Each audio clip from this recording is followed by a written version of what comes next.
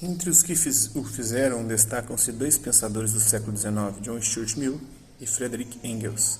Para Mill, a submissão das mulheres foi o resultado de sua inferioridade no quesito força muscular, que se traduziu em costumes e leis que as discriminam. Para Engels, ela resultou da invenção da agricultura e da propriedade privada que tiraram as mulheres do trabalho produtivo, confinaram-nas em casa e levaram à monogamia de modo que elas pudessem gerar herdeiros legítimos. Nenhum dos dois filósofos conseguiu de fato provar sua teoria, e Mill nem sequer chegou a empreender um esforço sério nesse sentido. Até o presente, a despeito das tentativas de estabelecer uma ligação entre essa mudança e a chamada Revolução do Mesolítico, ninguém foi capaz de explicar como o matriarcado, na suposição de que ele tenha existido, foi deposto e como o patriarcado se estabeleceu, muito menos testemunhou o acontecimento. E mais, essas respostas fogem à verdadeira questão. No passado, costumava-se postular a inferioridade mental e intelectual das mulheres em relação aos homens, dizendo-se que elas eram menos racionais, menos equilibradas, mais emocionais e mais dependentes. Vários desses postulados foram invalidados por trabalhos recentes. Pesquisas em laboratório com grupos de homens e mulheres cuidadosamente escolhidos mostram ou dizem mostrar que há pouco fundamento para eles. Alguns autores chegam a classificar a fragilidade das mulheres como um mito, afirmando que, se os homens lhes tivessem permitido o treinamento adequado, os membros do sexo feminino teriam desenvolvido músculos e força equivalentes aos deles. Além de não responderem à questão levantada por Beauvoir, essas explicações a tornam ainda mais desconcertante. Se é verdade que as mulheres são física, espiritual, emocional e intelectualmente iguais aos homens, como esses poderiam oprimi-las por tanto tempo?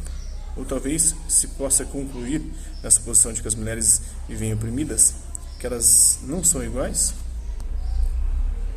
Começando por Karen Horner, nos anos 1920, alguns tentaram o impossível ao comparar a posição das mulheres com a de uma minoria subalterna que, mesmo discriminada, anseia pelos benefícios desfrutados por seu opressor. Ainda que se ignore o fato de que as mulheres formam a única minoria majoritária, a analogia é equivocada por duas razões. Primeiro, sabe-se muito bem que os integrantes de uma minoria costumam sobrepujar a maioria, como no caso dos judeus alemães, que tinham muito mais representantes nas áreas da medicina, do direito, dos bancos e da cultura.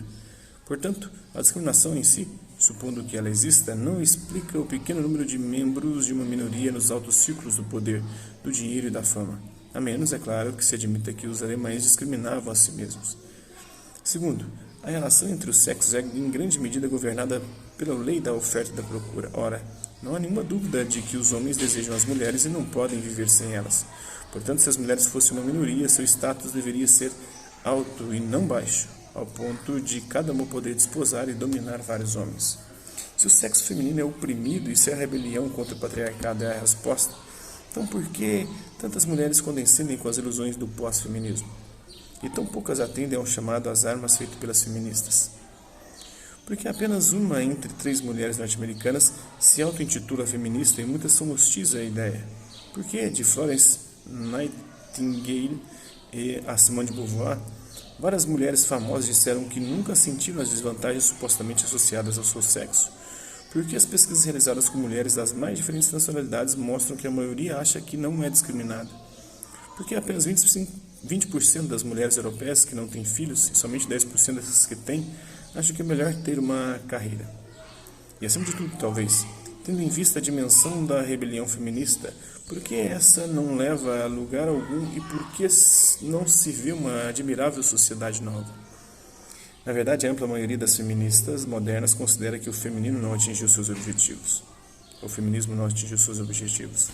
Alguns ativistas se referem a ele como uma gaiola dourada e se perguntam por que tantas mulheres e seu movimento tomaram caminhos distintos. Outras se queixam de sua morte. Mesmo nos países mais avançados do Ocidente, o máximo que se pode dizer é que a igualdade de oportunidade é estabelecida e que a maior parte dos obstáculos legais à participação das mulheres nas questões públicas foi removida. Mas mesmo nesses países, tão logo uma instituição, uma profissão, um campo são invadidos pelas mulheres, pessoas de ambos os sexos começam a considerá-la menos prestigiosa e sua remuneração começa a cair. Nem a opressão nem a discriminação explicam esses fatos. Aparentemente, outros mecanismos estão envolvidos.